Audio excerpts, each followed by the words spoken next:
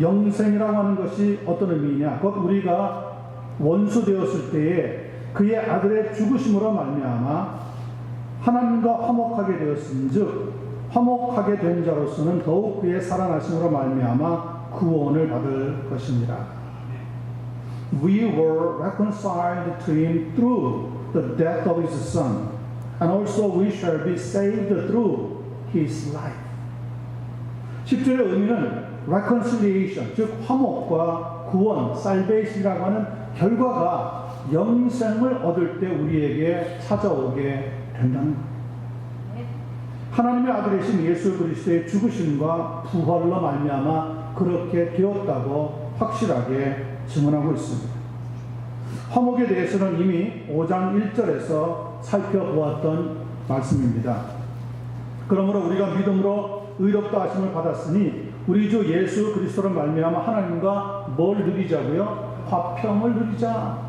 화목이나 화평이나 사실은 같은 의미로 쓰이고 있는 단어입니다.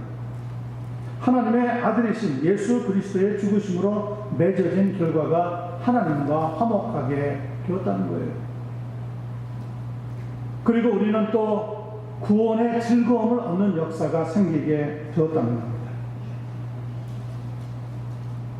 수직적인 구원의 역사, 수평적인 구원의 역사가 십자가에서 예수님이 피를 흘리실 때 일어난 하나님의 아름다운 축복의 열매라고 가르쳐주고 있습니다.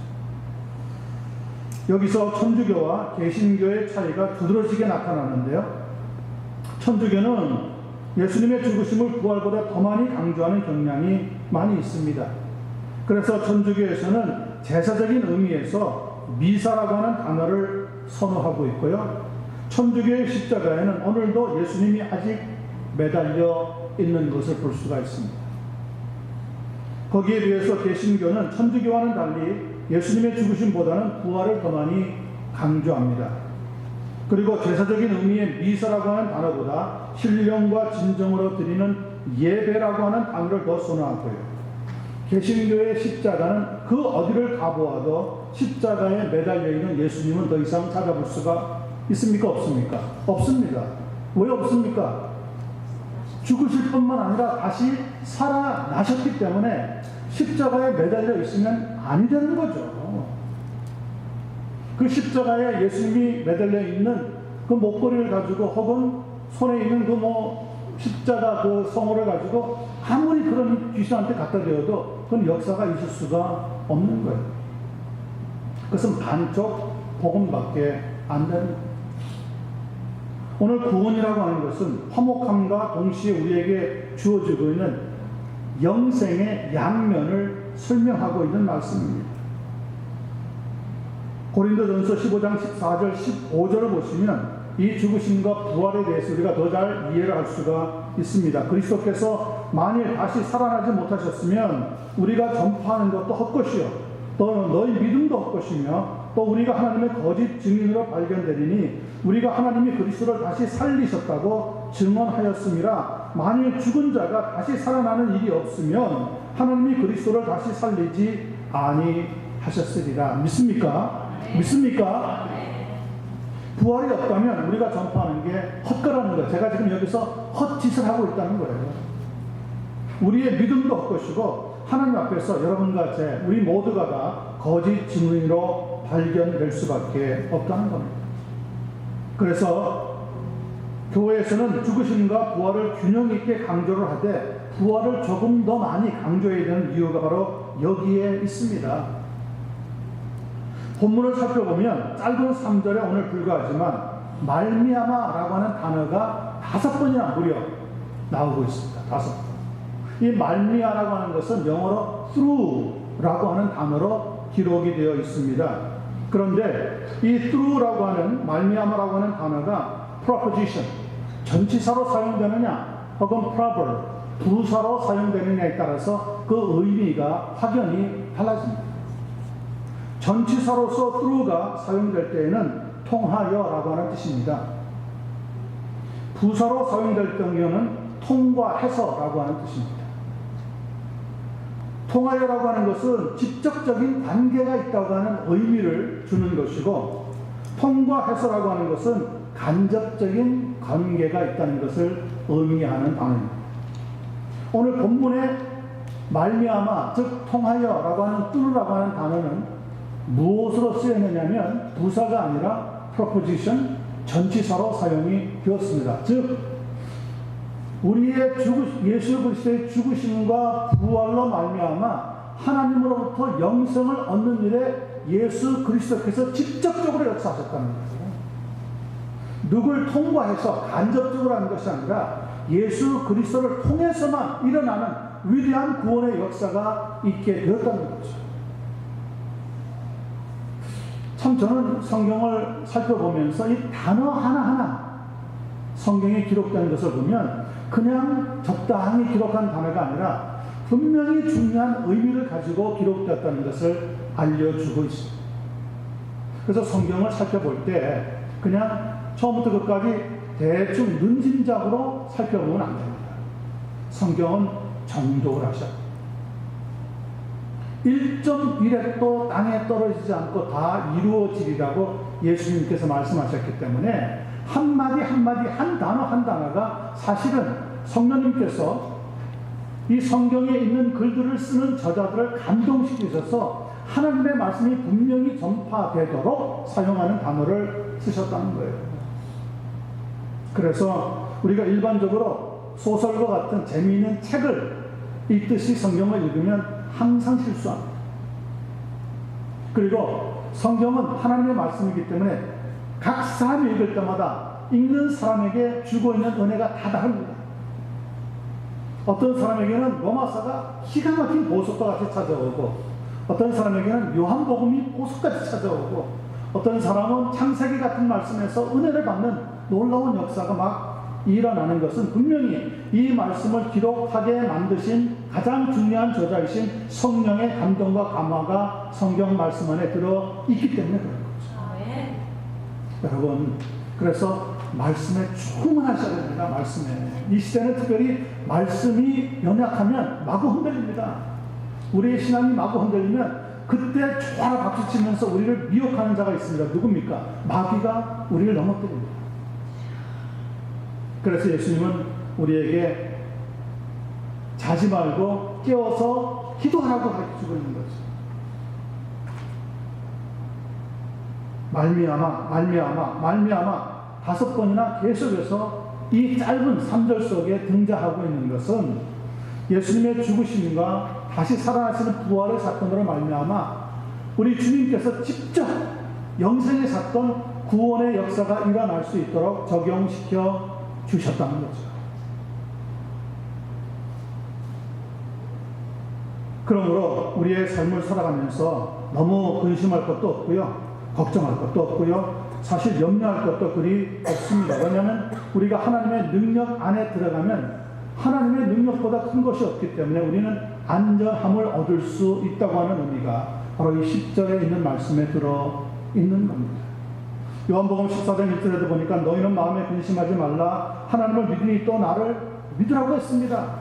여러분, 이 하나님을 믿고 주님을 믿고 나아가실 때 교회가 어렵다고, 가정이 흔들린다고, 삶이 힘들다고 근심하지 않게 되는 줄로 확신합니다. 물론 심리적으로 우리가 불안할 수는 있습니다. 그러나 두려워할 필요 없습니다. 근심할 필요 없습니다. 우리는 살아도 주를 위해서 살고 죽어도 주를 위해서 죽는 그 신앙으로 나아갈 때 하나님은 우리를 화목케 하셔서 누구도 우리를 미혹하거나 어지럽지 않도록 역사해 주시게 되는 줄로 믿습니다.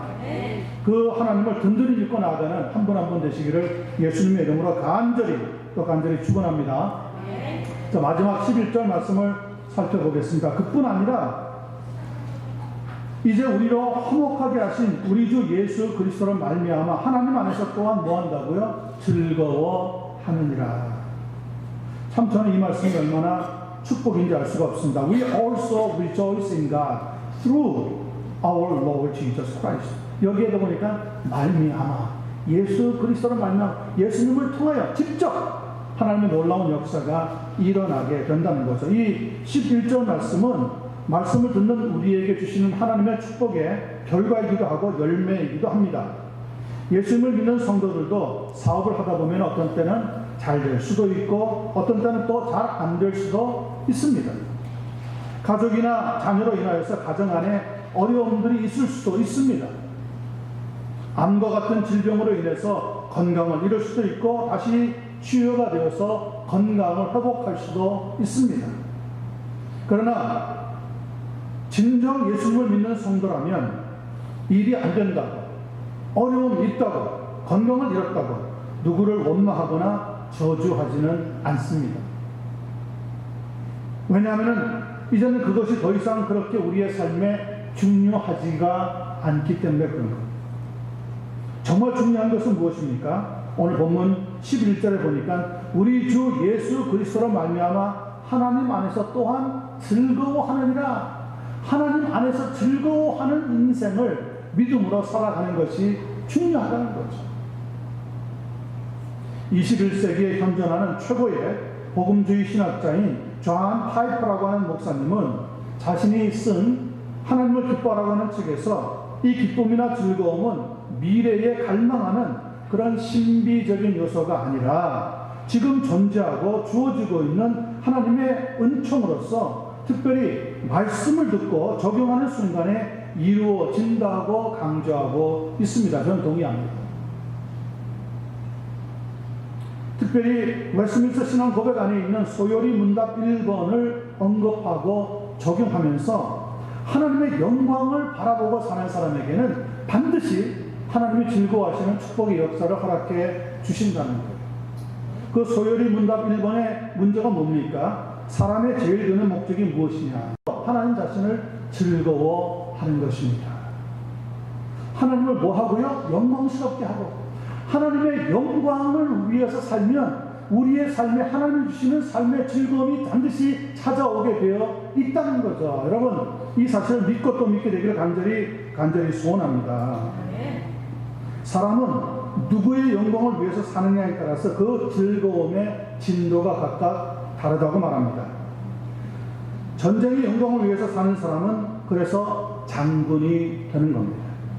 나라의 영광을 위해서 사는 사람을 가리켜서 애국자라고 부릅니다. 그러나 자기의 영광을 위해서 사는 사람은 독재자가 될 수밖에 없습니다. 부모의 영광을 위해서 사는 사람을 가리켜서 흔히들 효자나 효녀라고 부릅니다. 이웃을 위해서 사는 사람을 보통 사람들은 의인이라고 부릅니다. 여러분 소식 들었는지 모르겠지만 지난 9월 9일 새벽 4시 20분쯤에 서울에 있는 마포구의 5층짜리 건물에서 불이 났습니다. 그 빌딩 전체를 다 피워버리는 큰 불이 났습니다. 가장 먼저 건물에서 빠져나와서 119에다가 신고를 한 다음에 다시 건물로 들어가서 화재 사실을 모르고 잠들어 있는 이웃들을 한 사람씩 깨워서 데리고 나오고 또 들어가서 데리고 나오고 하다가 다른 사람들은 다 살려놓고 자기는 거기에 있는 그 질식 가스를 맡아가지고 그만 숨지고 만 사람이 나왔습니다. 나만 살겠다, 나만 도망가서 나만 안전하면 되다, 이렇게 이기심으로 꽉 차 있는 한국의 일부 사회에 다른 사람을 살리려고 하다가 자기가 유독 가스를 마셔가지고 죽은 그 사람을 놓고 의인이라고 부르고 있습니다. 그 사람의 이름은 28살 난 안치범 씨라고 하는 사람의 이야기입니다. 이 안 씨의 희생 덕분에 원룸 21개에 들어있던 사람들 중에는 한 사람도 사망자가 나오지 않게 되었다고 합니다. 그의 장례식장에 많은 사람들이 찾아왔는데요. 아드님 덕분에 살았습니다, 감사합니다 하면서 살아났던 그 빌딩에 있던 사람들은 물론이고 그가 누군지는 모르지만 의로운 죽음이 안타까워서 빈소를 찾았다고 하는 조문객들의 발길이 많았다고 합니다. 결국 11일 만에 세상을 떠났습니다. 지난 20일 날 죽고 말았습니다. 장례식장에서 아들 친구들의 위로를 받으면서 아버지가 그들의 등을 두드리면서 괜찮아 하면서도 이렇게 자신의 심경을 이야기하고 있습니다. 처음에 죽은 아들이 원망스러웠습니다. 그러나 지금은 잘했다 하더라. 그렇게 말해주고 싶은 심정입니다. 28살밖에 안 돼. 꿈과 희망이 가득 차 있던 청년. 화재 사건을 만나서 제일 먼저 빠져나와서 자신만 살아날 수도 있었지만 다시 들어가서 잠자고 있는 이웃들을 하나하나 다 깨워서 데리고 나오는 그 과정을 사람들이 소식을 듣고 나서 정말 의로운 죽음이다. 저런 사람이 있어야 세상이 살아갈 수 있을 텐데. 그런 사람을 의인이라고 부르는 거죠. 거기에 비해서 예수님은 어떠한 죽음을 죽으셨습니까? 예수님은 우리 모두를 살리시기 위해서 하나님의 아들이신데도 불구하고 보통 사람의 죽음도 의인이라고 부르는데 모든 인류를 위하여서 십자가에서 피를 흘리고 죽으시고 다시 살아나셔서 부활의 생명, 영생의 생명, 즉 우리로 하여금 구원을 얻게 하신 이 놀라운 예수 그리스도의 복음은 우리가 거절한다면 여러분 우리는 세상을 살아갈 가치조차 없는 어리석은 사람이 되고 말 것입니다. 오늘 본문 말씀의 마지막 결론을 내기로 원합니다. 성도는 하나님의 영광을 위해서 살 때 최고의 즐거움을 누릴 수 있다고 가르쳐주고 있습니다. 고린도전서 10장 31절입니다. 그런즉 너희가 먹든지 마시든지 무엇을 하든지 다 하나님의 영광을 위해서 하라. 무슨 말입니까? 하나님의 영광을 위해서 살면 우리의 삶이 하나님이 반드시 우리의 삶에 즐거움에 축복을 더하여 주시게 된다는 것. 저는 우리 가주중의 교회 성도님들이 하나님의 영광을 위해서 살아갈 수 있는 한 분 한 분 되기를 간절히 소원합니다. 그럴 때 어려움을 이길 수 있는 능력을 주시게 될 것입니다. 여러분들의 환경을 변화시킬 수 있는 하나님의 은혜의 힘이 넘치게 될 줄로 믿습니다. 말씀에 대한 갈망 때문에 말씀을 사모하고 하나님을 즐거워할 때 우리의 삶에도 하나님의 기쁨을 회복시켜주는 놀라운 역사가 일어나게 되기를 간절히 소원합니다. 이 축복을 받고 오늘도 믿음으로 달려갈 수 있는 한 분 한 분 되시기를 우리 주님 예수님의 이름으로 간절히 축원합니다.